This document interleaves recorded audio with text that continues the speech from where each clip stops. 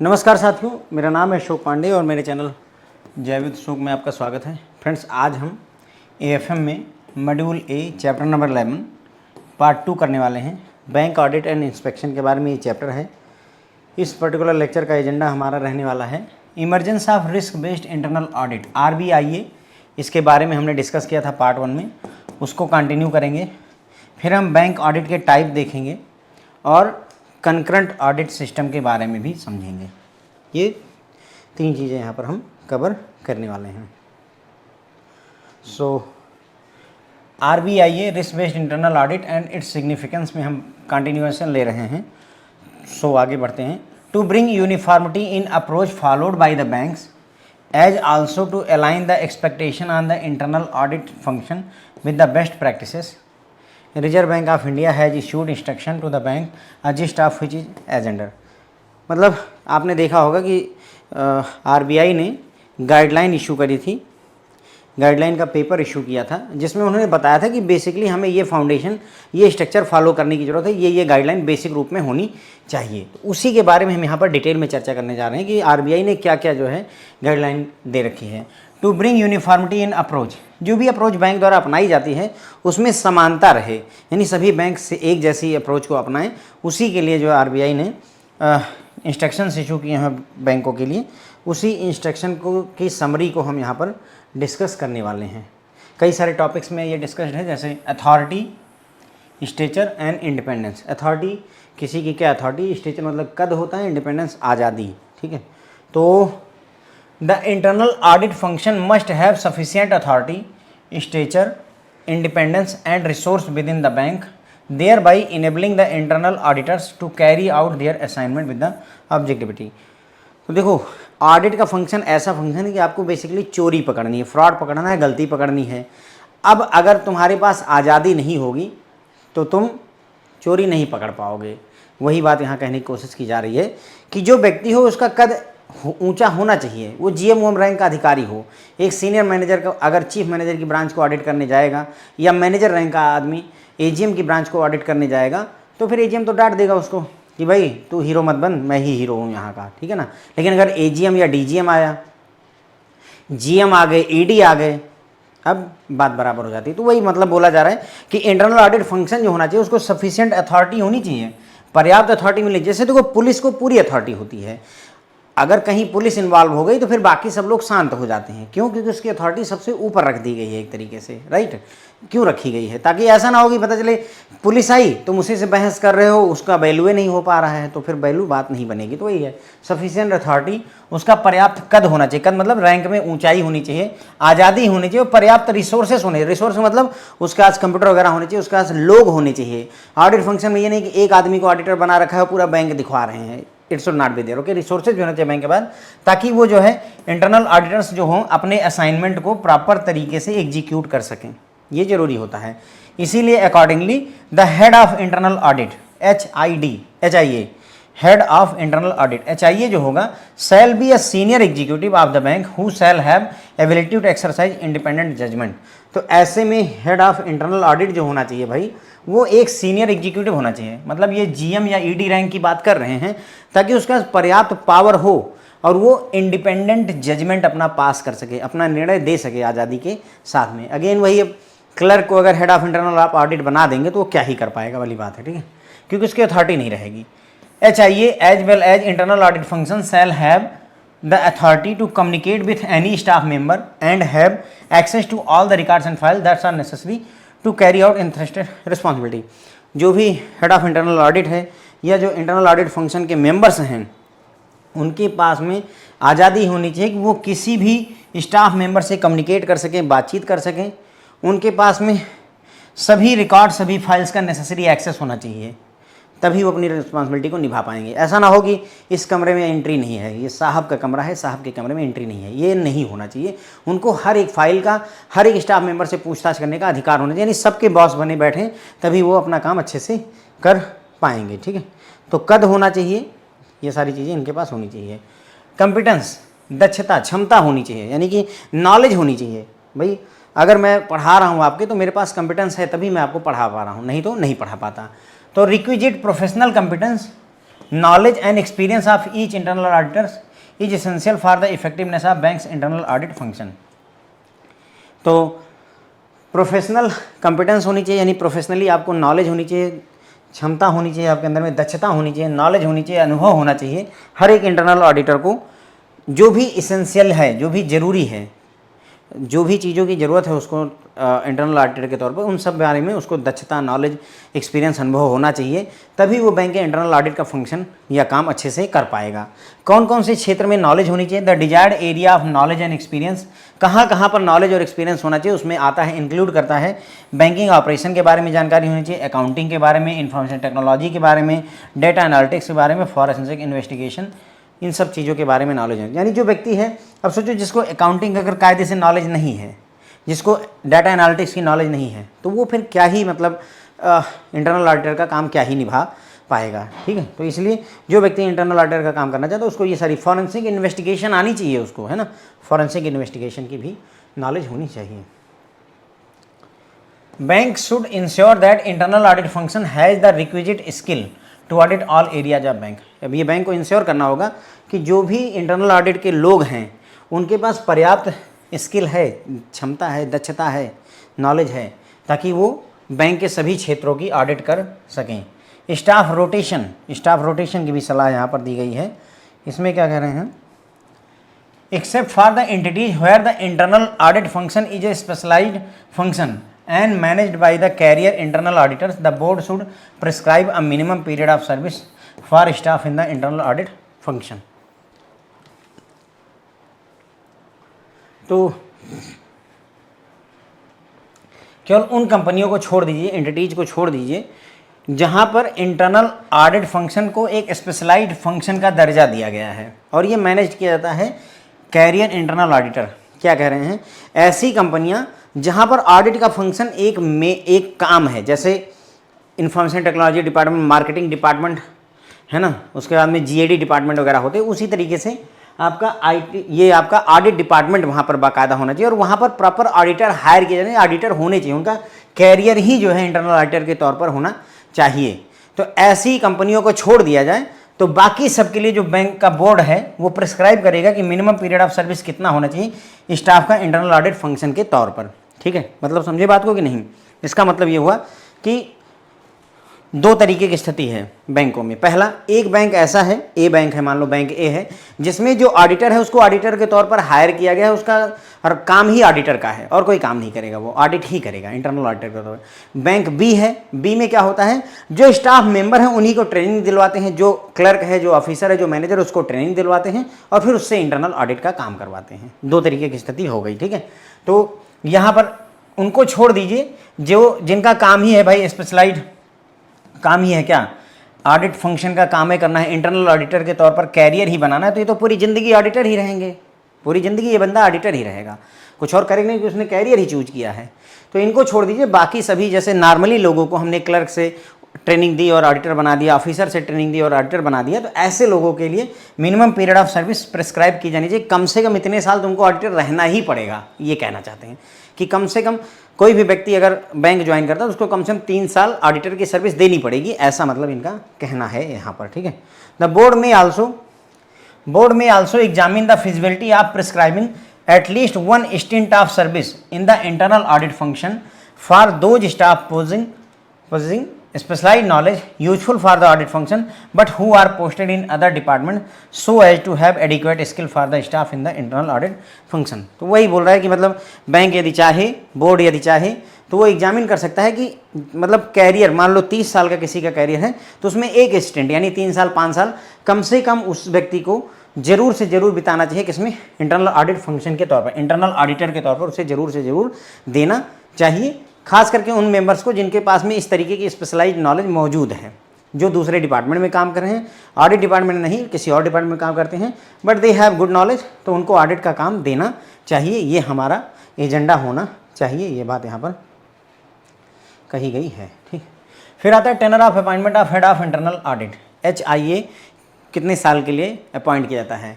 तो except for the entities where the internal audit function is a specialised function and manage by career internal auditors, मतलब ऐसे बैंकों को छोड़ दीजिए जहाँ पर इंटरनल ऑडिटर का काम स्पेशलाइज्ड लोग करते हैं और वहाँ पर डिपार्टमेंट होता है और वो ऑडिटर ही पूरी ज़िंदगी रहते हैं, उनको छोड़ दिया जाए तो बाकी सभी बैंकों में the HIA head of internal audit shall be appointed for reasonably long period preferably for a minimum of 3 years. मतलब बाकी सभी बैंकों में जहाँ पर कि मतलब बैंक के ही किसी स्टाफ से ऑडिट का काम करवाया जाता है, उन सभी बैंकों में कम से कम 3 साल के लिए अपॉइंटमेंट दी जानी चाहिए और ज़्यादा लंबा समय पीरियड हो तो कोई दिक्कत नहीं है, कम से कम 3 साल दिया जाना चाहिए। Reporting line the HIA shall directly report to either audit committee of the board ACB MD and CEO और होल टाइम डायरेक्टर। तो हेड ऑफ इंटरनल ऑडिटर चाहे तो डायरेक्टली रिपोर्ट कर सकता है ACB को, audit committee of the board को, MD and CEO को या होल टाइम डायरेक्टर को, डिपेंड करता है कि किसको ये रिस्पॉन्सिबिलिटी मिलती है। Should the board of directors decide to allow the MD and CEO or a whole time director to be the reporting authority of the HIA, then the reviewing authority shall be with ACB and the accepting authority shall be with the board in matters of performance appraisal in HIA। इन्होंने कहा कि अगर board of director ने कहा कि जो हमारा HIA है ये रिपोर्ट करेगा किसको, MD एंड CEO को, सीधा रिपोर्ट करेगा। आप समझिए सीधा रिपोर्टिंग क्यों, क्योंकि इसको आज़ादी चाहिए। हेड ऑफ इंटरनल ऑडिट सीधे से MD एंड CEO को रिपोर्ट करे, उसके नीचे किसी का ED उडी बैठे रहे अपने घर में, कोई मतलब नहीं उनका, ठीक है।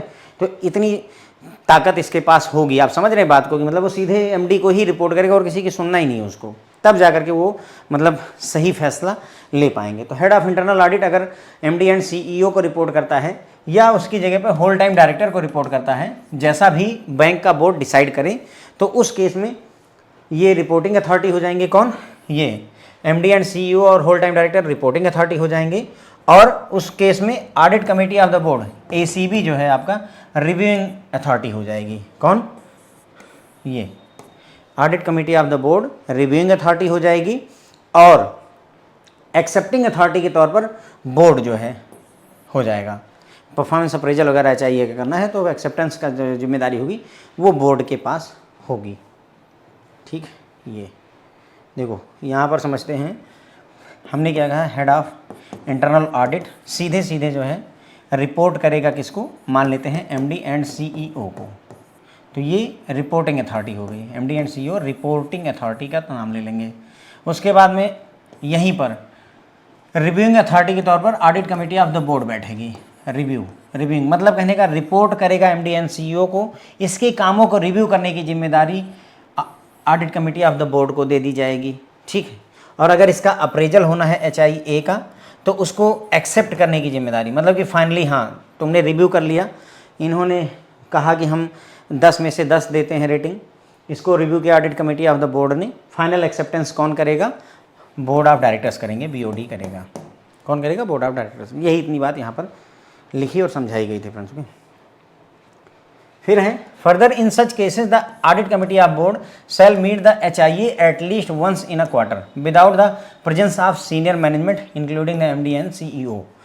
चूंकि रिपोर्टिंग अथॉरिटी कौन हो चुका है, रिपोर्ट किसको कर रहे हैं, MD एंड CEO को, तो ऐसे में ऑडिट कमेटी ऑफ बोर्ड को कहा गया कि तुम कम से कम एक क्वार्टर में एक बार जरूर मीटिंग होगी ऑडिट कमेटी ऑफ बोर्ड के साथ HIA की। ठीक है, HIA audit committee of board के साथ एक बार मीटिंग करेगा हर 3 महीने में, एक क्वार्टर में, और उस समय कोई भी सीनियर जो है मैनेजमेंट का पर्सन मौजूद नहीं होना चाहिए। इवन उसका reporting authority MD and CEO भी नहीं मौजूद रहेगा, जिसको वो रिपोर्ट करता है वो भी नहीं मौजूद रह सकता है।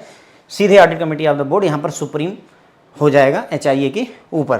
ठीक है, ताकि वो अपनी बात को रख सके। MD CEO मौजूद रहेगा, डरेगा नहीं, बता पाएगा काइंड ऑफ दैट, क्योंकि भाई MD एंड CEO कहीं ना कहीं HIA से ऊपर अथॉरिटी हो गई, लेकिन अब उनके बॉस के तौर पर ACB बैठ रही है, audit committee of the board बैठ रही है।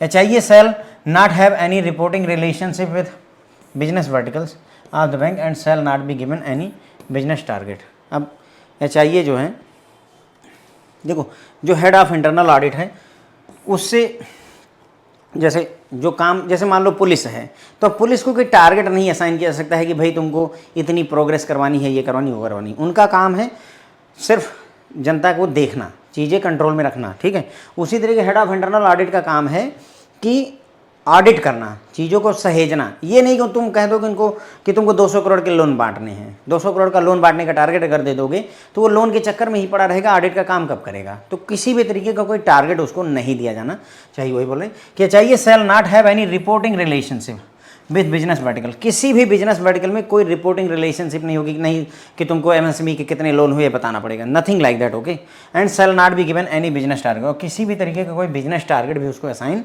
नहीं किया जाना चाहिए। भाई टारगेट दे दोगे तो वो उसी में फंसा रहेगा। मतलब कहने का ये कुल मिला करके उसको फ्रीडम इंजॉय करने का मौका दिया जा रहा है। In foreign banks operating in India as branches चाहिए shall report to the internal audit function in the controlling office और हेड ऑफिस। तो ये इंडियन बैंक के बारे में था कि एमडी सीईओ को जो है रिपोर्ट करेगा। वहीं अगर कोई विदेशी बैंक है हमारे देश में ऑपरेट करता है ब्रांच के तौर पर, तो उस केस में उसका हेड ऑफ इंटरनल ऑडिट किसको रिपोर्ट करेगा? इंटरनल ऑडिट फंक्शन को रिपोर्ट करेगा। कहाँ की? उसके हेड ऑफिस की, हेड ऑफिस के इंटरनल ऑडिट फंक्शन को रिपोर्ट करेगा। फिर है रेन्यूमरेशन, रेमुनरेशन मतलब मेहनताना, मेहनताना की बात हो रही है। The independence and objectivity of the internal audit function could be undermined if the remuneration of internal audit staff linked to the financial performance of the business line for which they exercise audit responsibility।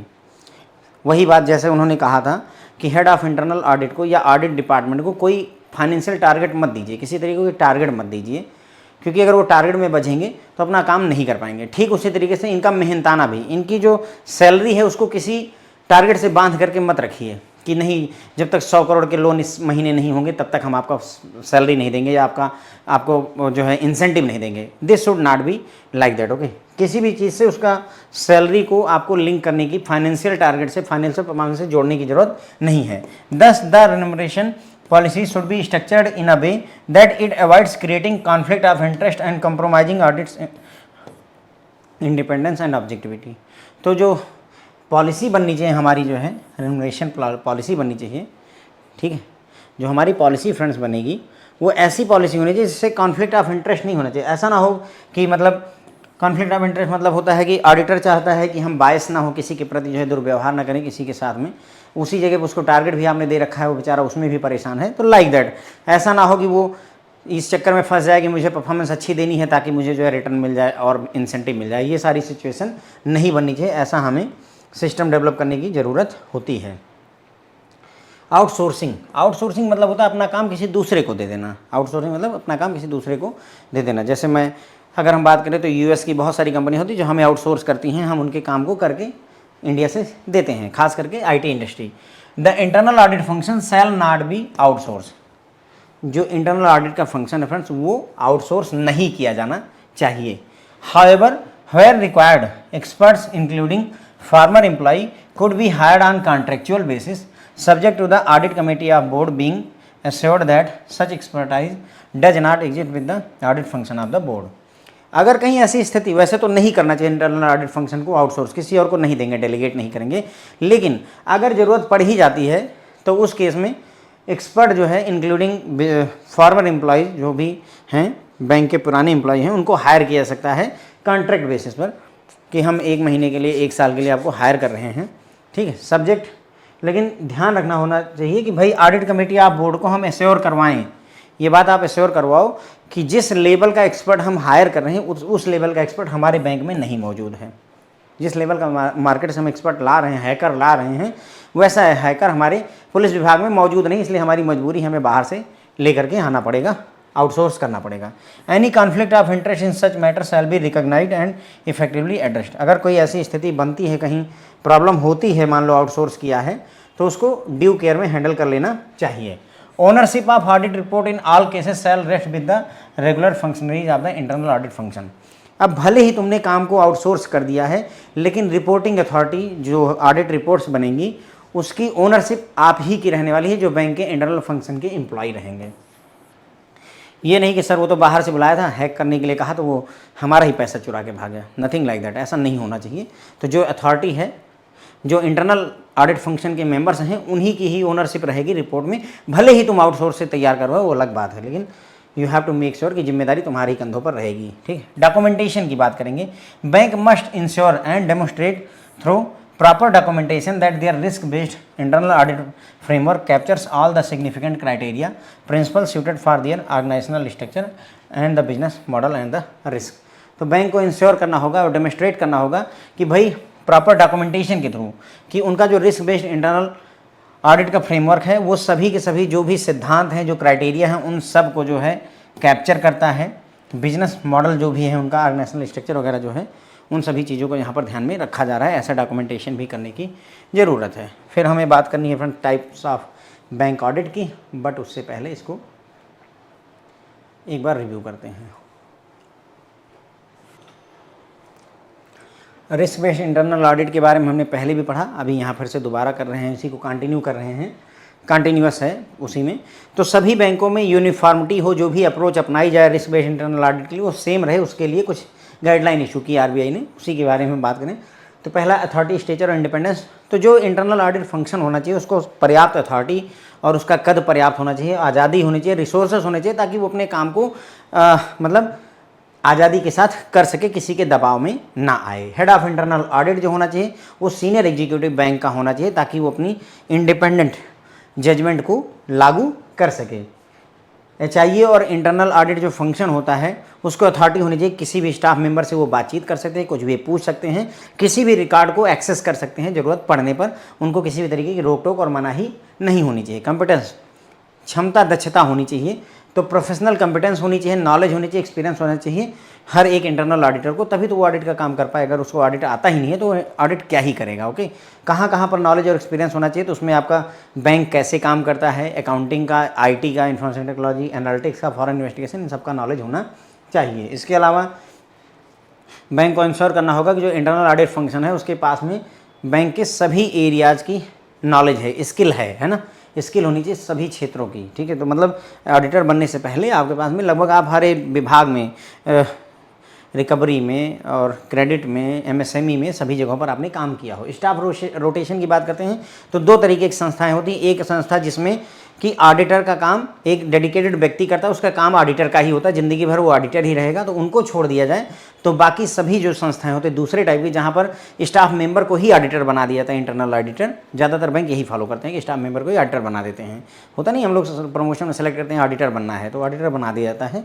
ठीक है, तो उनके लिए minimum period of service decide होती है, यानी आपको अपने पूरे बैंकिंग कैरियर में 30 साल 25 साल के कैरियर में 3 साल 5 साल ऐसा कुछ देना ही पड़ेगा ऑडिटर के तौर पर। ठीक, तो उसी में बोला गया है कि अगर बोर्ड चाहे तो एग्जामिन करे कि पूरे अपने कैरियर में बैंकिंग सर्विस में उसको एक स्टिंट यानी कि एक चंक जो है सर्विस का उसको ऑडिटर के तौर पर देना होगा। ठीक है, अपॉइंटमेंट ऑफ एचआईए, अब जहाँ पर जो ऐसी संस्था है या बैंक है जहाँ पर कि ऑडिटर का रोल ही रहता है, यानी ऑडिटर हमेशा ज़िंदगी भर के लिए ऑडिटर ही रहता है, तो उनकी बात छोड़ दो तो ज़िंदगी भर रहेंगे।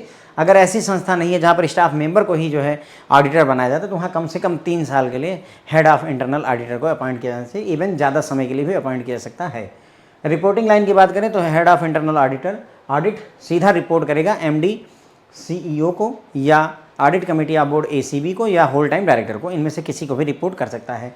अगर बोर्ड ऑफ डायरेक्टर्स ने डिसाइड किया कि जो हमारा हेड ऑफ इंटरनल ऑडिट है वो एमडी एंड सीईओ को या होल टाइम डायरेक्टर को रिपोर्ट करेगा, तो reporting authority MD and CEO हो जाएगा उसका, उसकी reviewing authority audit committee of the board हो जाएगी और एक्सेप्टिंग अथॉरिटी उसकी बोर्ड ऑफ डायरेक्टर्स हो जाती। पूरा डायग्राम बना के आपको मैंने समझाया था। अब चूंकि reporting authority MD and CEO है, तो ऐसे में एमडी एंड सीईओ को हटा करके जो एसीबी है audit committee of the board, वो कम से कम हर क्वार्टर में एक बार एचआईए से मीटिंग करेगी, जिसमें कि सीनियर मैनेजमेंट का कोई भी बंदा मौजूद नहीं होना चाहिए। एचआईए की किसी भी तरीके की बिजनेस वर्टिकल से कोई रिपोर्टिंग रिलेशनशिप नहीं होनी चाहिए और उन्हें कोई बिजनेस टारगेट नहीं दिया जाना चाहिए और उन्हें किसी भी तरीके का बिजनेस टारगेट नहीं दिया जाना चाहिए। विदेशी बैंक जो हमारे देश में ब्रांच के तौर पर ऑपरेट करते हैं, वो उनका एचआईए रिपोर्ट किसको करेगा, एमडी एंड सीईओ को ना करके वो रिपोर्ट करेगा अपने हेड ऑफिस में सीधे इंटरनल ऑडिट फंक्शन को। किसको? इंटरनल ऑडिट फंक्शन को। रिम्यूनरेशन की बात करें, मेहनताना मजदूरी की बात करें, तो जो भी इंटरनल ऑडिट फंक्शन के लोग हैं या हेड ऑफ इंटरनल ऑडिट हैं, इसकी जो सैलरी होनी चाहिए वो किसी तरीके की फाइनेंशियल परफॉर्मेंस से लिंक नहीं होनी चाहिए, ठीक है, ताकि जो है उसके ऊपर किसी भी तरीके कोई दबाव आप ना बना सकें। आउटसोर्सिंग की अगर बात करें तो इंटरनल ऑडिट का जो फंक्शन होता है उसको आउटसोर्स नहीं किया जाना चाहिए, लेकिन किसी एक्सट्रीम केस में यदि करना भी पड़ता है तो ऑडिट कमेटी ऑफ बोर्ड को आपको जो है ये मतलब विश्वास दिलाना होगा कि जिस एक्सपर्ट को हम हायर करें वैसी एक्सपर्टी हमारे बैंक के स्टाफ में नहीं है, ये आपको इंश्योर करना होगा। और किसी तरीके का अगर कोई कॉन्फ्लिक्ट होता है तो उसको भी हैंडल किया जाना चाहिए, ठीक है। जो भी ऑडिट की रिपोर्ट्स होंगी उसकी ओनरशिप जो एम्प्लॉई हैं बैंक के उन्हीं के कंधों पर रहेगी, आउटसोर्स वाले एम्प्लॉय के ऊपर नहीं जाएगी। डॉक्यूमेंटेशन में भी बैंक को इंश्योर करना चाहिए, डेमोस्ट्रेट करना चाहिए प्रॉपर डॉक्यूमेंटेशन के तहत कि भाई हम जो भी risk based internal audit framework है उसमें जो भी गाइडलाइन पॉलिसी क्राइटेरिया उसको प्रॉपर तरीके से फॉलो कर रहे हैं, ठीक। अब आगे बढ़ेंगे फ्रेंड्स और बात करेंगे टाइप्स ऑफ बैंक ऑडिट्स। तो बैंक ऑडिट फ्रेंड्स 3 तरीके के होते हैं, कंकरेंट ऑडिट, इंटरनल ऑडिट या IS ऑडिट और स्टैट्यूटरी ऑडिट, ठीक है। 3 तरीके का ऑडिट। कंकरेंट जो साथ के साथ चलता रहे, ठीक है, कई ब्रांचों में ऑडिटर बैठा होता है, कंकरेंट ऑडिट हो रहा है। स्टैट्यूटरी ऑडिट संवैधानिक ऑडिट मतलब एक तरीके का, और इंटरनल ऑडिट और दूसरा इसी में ही इंफॉर्मेशन सिस्टम ऑडिट यानी कि जो हमारा कंप्यूटर वगैरह लगे हैं उसके लिए IS ऑडिट आया हुआ है, ठीक है। तो as bank accept deposit from public and also lends fund, authenticity and reliability of accounts is must for public confidence, keeping this in view and mind banks are subject to multiple audits. चूँकि क्या होता है कि हमारे पास में जनता का पैसा होता है, हम जनता को पैसे देते हैं, तो ऐसे में ऑथेंटिसिटी और रिलायबिलिटी ऑफ अकाउंट जो भी जानकारी आपके अकाउंट में दी जा रही है वो सही है, ये ज़रूरी हो जाता है पब्लिक का कॉन्फिडेंस बरकरार रखने के लिए। अगर पब्लिक डाउट में आ गई तो प्रॉब्लम हो जाएगी, ठीक है। इसीलिए बैंकों को कई तरीके के ऑडिट से गुजरना पड़ता है। इसमें 3 ऑडिट की बात की गई है, कंकरेंट ऑडिट, इंटरनल ऑडिट और स्टैट्यूटरी ऑडिट। कंकरेंट ऑडिट के बारे में थोड़ा सा यहाँ पर हम बात करेंगे, उसके बाद में बाकी के 2 हम अगले लेक्चर में डिस्कस करने वाले हैं। Concurrent audit is an examination which is contemporaneous with the occurrence of transactions or is carried out as near thereto as possible. Concurrent audit जो होता है, क्या होता है, जो भी ट्रांजेक्शन हो रही है उनको या तो तुरंत के तुरंत कंटेम्प्रेरी यानी उसी समय एग्जामिन कर लिया जाता है, या जितना जल्दी से जल्दी यानी 1 महीने के अंदर, 15 दिन के अंदर, 7 दिन के अंदर, जितना जल्दी हो सके उतनी जल्दी उसको जो है एग्जामिन कर लिया जाता है। कंकरेंट ऑडिट का यही मतलब होता है। कंकरेंट मतलब साथ के साथ, इधर आपको खाना खाना है, जैसे राष्ट्रपति वगैरह खाना खाते, प्रधानमंत्री खाना खाते, तो उनका कंकरेंट ऑडिट करते हैं। खाना पहले चेक कर लिया जाता है, कोई एक आदमी रहेगा वो खाना खाएगा, ऐसा तो नहीं जहर मिला दिया गया है, तो अगर उसको मरना है तो वही मर जाएगा और बाकी के लोग बच जाते हैं, kind of that it's a practice, ठीक है। तो ये कंकरेंट ऑडिट है एक तरीके की, तुरंत के तुरंत ही, ठीक है। खैर वो तो खाना पहले ही चेक कर ले, इसमें ट्रांजेक्शन के बाद चेक करते हैं, मतलब जैसे ट्रांजेक्शन हुई उसके बाद में, या जैसे मान लो तुमने लोन दे दिया, एक 5 लाख का लोन सैंक्शन किया, ऑडिटर बैठा हुआ है, उसके तुम्हारा तुरंत ही वो फाइल ले लेगा कि लाओ भाई तुमने लोन पास किया, लाओ मैं चेक करूँ। वो चेक करके सारे जो भी ऑब्जेक्शन कि ये डॉक्यूमेंट ये चीज़ें कम हैं, ठीक है। It attempts to shorten the interval between the transaction and its examination by an independent person। तो concurrent ऑडिट में क्या होता है, जो ट्रांजैक्शन हुई है उसके और जो उसका एग्जामिनेशन किया जाएगा किसी इंडिपेंडेंट व्यक्ति द्वारा, उसके बीच का समय कम करने की कोशिश रहती है किसमें, कंकरेंट ऑडिट में। यानी जितना जल्दी से जल्दी हम एग्जामिन कर सकें उतना ही बेहतर है।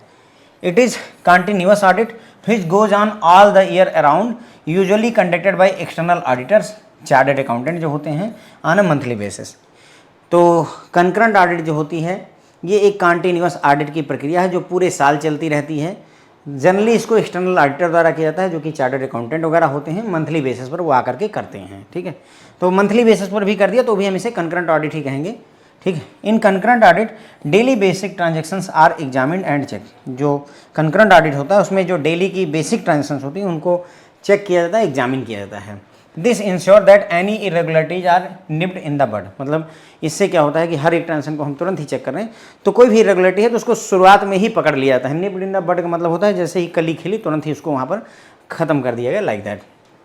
There is an emphasis in the favour of substantive detail checking in key areas rather than test checking. मतलब ये कह रहे हैं कि मतलब हम ट्रांजैक्शन को टेस्ट करने की बजाय हम जो है जहाँ पर की एरियाज हैं वहाँ पर ट्रांजैक्शन की सब्सटेंटिव सब्सटेंटिव डिटेल्स में यानी कि डिटेल में जो है चेकिंग करना ज़्यादा पसंद करते हैं, ठीक है। तो ट्रांजैक्शन की टेस्ट करने की बजाय हम डिटेल में उसको चेक करना ज़्यादा यहाँ पर पसंद करते हैं। Through concurrent audit any irregularities or non conformities are easily found out and when they happen and are rectified immediately, thereby avoiding the piling up of irregularities which may become a huge problem for any branch when year-end audits comes around। तो concurrent audit का फ़ायदा है कि concurrent audit में क्या होता है कि कोई भी इरेगुलरिटी या नॉन कन्फर्मिटी अगर है तो वो आसानी से पता चल जाती है, और जब वो होते हैं तो उन मतलब जब भी पता चल जाती है तो उनको तुरंत ही रेक्टिफाई भी उन प्रॉब्लम्स को ठीक भी कर दिया जाता है। जैसे मान लो किसी को जो है आपने लोन दे दिया, एक एम्प्लॉय था, आपने उसको लोन दे दिया, लेकिन उसकी एम्प्लॉय का कोई सर्टिफिकेशन नहीं लिया। ऑडिटर ने ऑब्जेक्टिव उठाया कि भाई ऑब्जेक्शन है हमारा कि इसमें एम्प्लॉय का सर्टिफिकेट लगाना जरूरी है, तो आपने उससे मांग लिया और रेक्टिफाई कर दिया, रिपोर्ट लग गई, तो चीज़ें आसान हो जाती हैं। इससे क्या होगा कि बहुत सारी प्रॉब्लम एक साथ पाइलअप नहीं होती हैं इरेगुलरिटीज। अब सोचो साल भर में अगर 500 लोन आपने पास किए तो वो 500 लोन में जितना भी प्रॉब्लम रहेगी वो एक साथ इकट्ठा होगी, फिर साल के अंत में जब इकट्ठा ऑडिट होगा तो आप परेशान हो जाओगे। ये बहुत बड़ी समस्या हो जाएगी कि 500 अकाउंट ठीक करने हैं। ऐसे तुरंत के तुरंत वो चीज़ें ठीक होती चलती हैं, या नहीं तुरंत के तुरंत ठीक हो रही, महीने भर में ठीक हो रही तो भी अच्छा है। हर महीने चेक हो रहा है और हम उसको ठीक कर रहे हैं। Concurrent auditors check daily maximum cash balance, adherence compliance, KYC norms compliance, proper documentation of new loan disbursement, whether new loans have been made as per the rule, leakages, among other things like putting any new RBI instruction to work, any exception are reported in the concurrent audit report। मतलब देखो जब भी concurrent auditor check करता है तो क्या देखता है कि क्या मैक्सिमम कैश बैलेंस ब्रांच में कितना रह सकता था। मान लो कि आपकी अलाउड क्षमता 10 लाख की है, तो क्या 10 लाख का ही मेंटेन किया आपने, कि ऐसा तो नहीं कि करोड़ करोड़ रखे हुए बैठे हैं। क्यों करोड़ नहीं रख सकते? अगर बैंक ब्रांच में डाका पड़ गया, लुट गया तो दिक्कत हो जाएगी। क्या KYC रूल्स को फॉलो किया गया प्रॉपर तरीके से? क्या जो लोन बांटा गया है नया लोन, उसके डॉक्यूमेंटेशन, जो भी नया लोन डिसबर्स किया है उसमें प्रॉपर डॉक्यूमेंटेशन हुई है कि नहीं हुई है? क्या नए लोन जो है एज पर रूल जो है उनको डिसबर्स किया गया है कि नहीं किया गया है? अगर कोई RBI की नई गाइडलाइन आई है, क्या उसको इम्प्लीमेंट किया गया या नहीं किया गया, या कोई एक्सेप्शन है तो वो कंकरेंट ऑडिट रिपोर्ट में रिपोर्ट होनी चाहिए। तो वो भी रिपोर्ट, अगर कोई एक्सेप्शन है, कहीं पर कोई गलती हुई है तो कंकरेंट ऑडिट में रिपोर्ट में उसको मेंशन किया जाएगा। Concurrent audit is a major to help branch to work smoothly and rectify any mistake to avoid the cascading effect of the irregularity. Concurrent audit क्या करता है? ब्रांच को स्मूथली वर्क करने में मदद करता है, और अगर कोई मिस्टेक हुई है तो उसको ठीक करने में मदद करता है, ताकि एक मिस्टेक का प्रभाव और सारी मिस्टेक्स पर ना जाए, इरेगुलरिटी जो है बहुत ज़्यादा बढ़ ना जाए। तो कैस्केडिंग इफेक्ट को भी कंट्रोल में करने में ये मदद करता है कंकरेंट ऑडिट, ठीक है। अब बात करते हैं RBI की guidelines. RBI guideline on concurrent audit system in commercial bank. तो RBI की गाइडलाइन क्या है? RBI has revised the guideline on concurrent audit system in commercial banks via its circular dated 18 सितंबर 2019। तो भाई RBI ने concurrent audit सिस्टम को बदला हुआ है। concurrent audit aims at shortening the interval between a transaction and its independent examination। तो concurrent audit कोशिश करता है कि ट्रांजैक्शन होने और उसके एग्जामिनेशन यानी उसकी चेकिंग होने के बीच का समय कम से कम रहे।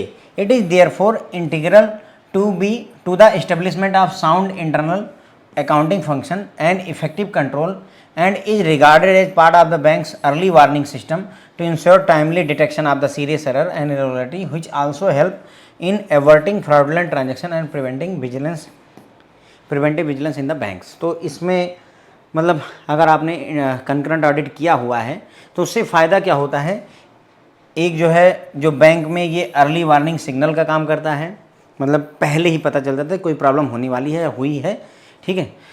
टाइमली डिटेक्शन हो जाता है सीरियस एरर का, क्योंकि गंभीर एरर या इरेगुलरिटी है तो उसके बारे में तुरंत ही अर्ली डिटेक्शन पहले समय पर ही पता चल जाता है, जो कि मदद करता है फ्रॉडलेंट ट्रांजैक्शन होने से, कोई फ्रॉड वाली ट्रांजैक्शन होने में मदद करता है। और विजिलेंस, प्रिवेंटिव विजिलेंस यानी कि हम सजग रहें, पहले से ही सजग रहें, ये सारी चीज़ों में हेल्प करता है कौन? कंकरेंट ऑडिट, ठीक है। जो रिवाइज सिस्टम है कंकरेंट ऑडिट का, उसमें क्या क्या चीज़ें कवर होती हैं? कवरेज क्या क्या रहेगा कंकरेंट ऑडिट का? अपॉइंटमेंट ऑफ ऑडिटर्स कैसे किया जाएगा? जिम्मेदारी अकाउंटेबिलिटी कैसे रहेगी, टेनर क्या रहने वाला है हमारे ऑडिटर्स वगैरह का, क्या मेहनताना दिया जाएगा, इफेक्टिव जो कंकरेंट ऑडिट हो रहा है वो इफेक्टिव है या नहीं, इसको रिव्यू किया जाएगा, और रिपोर्टिंग सिस्टम क्या रहने वाला, ये सारी चीज़ें जो गाइडलाइन इशू की गई हैं आरबीआई द्वारा उसमें ये सारी चीज़ें हैं। ठीक है, तो ये बातें हो जाती है फ्रेंड्स हमारी कंकरेंट ऑडिट को लेकर के। ठीक है, तो टाइप्स ऑफ बैंक ऑडिट में हमने देखा कि बैंक चूँकि जनता से पैसे लेते हैं तो ऐसे में जनता का भरोसा बैंकों के ऊपर रहना जरूरी है, इसीलिए बैंकों की ऑडिट करवाई जाती है। 3 तरीके की ऑडिट, 3 ब्रॉड कैटेगरीज पाई गई हैं, कंकरेंट ऑडिट, इंटरनल ऑडिट और उसी में इंफॉर्मेशन सिस्टम ऑडिट है, स्टैट्यूटरी ऑडिट। तीनों के बारे में डिस्कस करना है, एक यहाँ डिस्कस करें, बाकी के 2 अगले लेक्चर में हम डिस्कस करेंगे। कंकरेंट ऑडिट की बात करें तो कंकरेंट ऑडिट में हम कंकरेंटली यानी कि कंटेम्पररी तुरंत के तुरंत ही जो है ट्रांजैक्शन को एग्जामिन करते हैं। ठीक है, तो यहाँ पर क्या होता है, ट्रांजैक्शन को जितनी जल्दी से जल्दी हो सके उसको एग्जामिन किया जाता है कि सही हुई है ट्रांजैक्शन या नहीं हुई है। यहाँ पर कोशिश रहती है, जो आपका कंकरेंट ऑडिट है उसमें कोशिश रहती है कि जो ट्रांजैक्शन हो रही है उसके बीच, उसके और उसके चेकिंग के बीच में ज़्यादा समय ना हो। ठीक है, ज़्यादा गैप नहीं होना चाहिए, और जो भी ऑडिट की जाती है वो इंडिपेंडेंट व्यक्ति द्वारा करी जाती है। ये एक कंटिन्यूअस लगातार चलने वाली ऑडिट प्रक्रिया है, पूरे साल चलती रहती है। ऑडिटर ब्रांच में ही बैठा होता है या नहीं ब्रांच में बैठा है तो जनरली वो एक्सटर्नल ऑडिटर होंगे, जो चार्टर्ड अकाउंटेंट होते हैं वो आते हैं हमारे पास में मंथली बेसिस पर और चीज़ें चेक करके जाते हैं। कंकरेंट ऑडिट में क्या होता है, डेली बेसिक जो ट्रांजेक्शन्स हैं उनको एग्जामिन किया जाता है, क्योंकि भाई वो महीने भर में आ रहे हैं तो महीने भर का सारा लेखा जोखा एक ब्रांच का वो देख सकते हैं, कोई बड़ी बात नहीं है। तो ऐसे में कोई इरेगुलरिटी है तो उसको शुरुआत में ही ख़त्म कर दिया जाता है। ठीक है, यहाँ पर जोर दिया जाता है कि ट्रांजेक्शन की टेस्ट करने की बजाय उसकी डिटेल में जाना, जो कि जरूरी एरियाज हैं उन पर फोकस करना। ठीक है, कंकरेंट ऑडिट से कोई भी इरेगुलरिटी है, अगर कोई भी कंप्लायंस नहीं किया गया तो उसको ईजिली फाइंड आउट किया जा सकता है, उसको इमीडिएटली रेक्टिफाई किया जा सकता है, और ढेर सारी इरेगुलरिटी इकट्ठा हों उसको अवॉइड किया जा सकता है। कंकरेंट ऑडिटर जो होते हैं वो क्या चेक करते हैं, तो क्या डेली मैक्सिमम कैश बैलेंस जितना रखना था आपको एटीएम में या ब्रांच में उसको आपने फॉलो किया कि नहीं किया, केवाईसी नॉर्म्स फॉलो हुए कि नहीं हुए, जो नए लोन आपने बांटे हैं क्या उसमें प्रॉपर डॉक्यूमेंटेशन आपने किया है, एज पर रूल्स रेगुलेशन किया है कि नहीं किया है। अगर कोई आरबीआई की नई गाइडलाइन आई हुई है किसी भी चीज़ से रिलेटेड तो क्या उसको एडहर किया गया। जैसे मान लो कि प्रधानमंत्री जन धन योजना में मान लो कि जो है अभी ओवरड्राफ्ट 10,000 का मिलता है, कल को सरकार घटा करके उसको 2,000 कर देती है, मान लेते हैं अभी है नहीं तो 2,000 कर दिया, तो क्या हमने इस गाइडलाइन को फॉलो किया कि नहीं किया। ऐसा तो नहीं कि हम 10,000 अभी भी ओवरड्राफ्ट बांट रहे हैं, लाइक दैट। ऐसी चीज़ों को यहाँ पर चेक किया जाता है, और कोई भी एक्सेप्शन है तो उसको कंकरेंट ऑडिट रिपोर्ट में दिखाया जाता है, रिपोर्ट किया जाता है। कंकरेंट ऑडिट जो है ब्रांच स्मूथली काम कर सके और अपनी मिस्टेक्स को जो है रेक्टिफाई कर सके समय से, ताकि उसका जो है ज़्यादा बड़ा प्रभाव ना हो, कैस्केडिंग प्रभाव ना हो, इस चीज़ के लिए ये होता है। ठीक है, आरबीआई की गाइडलाइन क्या है कंकरेंट ऑडिट के लिए, तो इसके लिए कमर्शियल बैंकों के लिए आरबीआई की गाइडलाइन 2019 में आई थी।